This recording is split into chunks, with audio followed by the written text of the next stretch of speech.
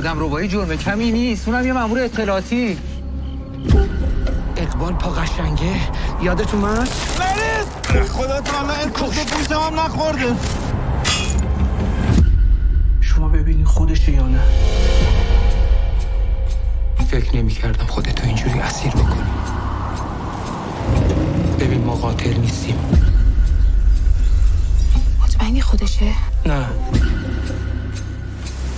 که پاقو را زر آورده اینجا.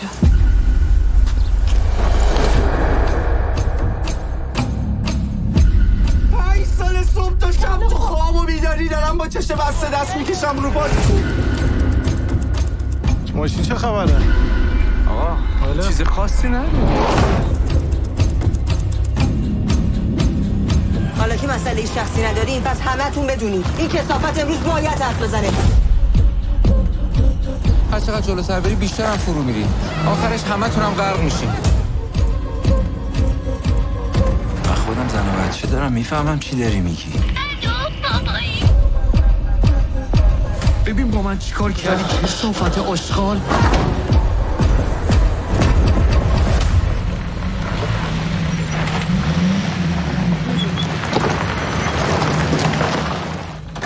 حالا میخوای چیکار کنی؟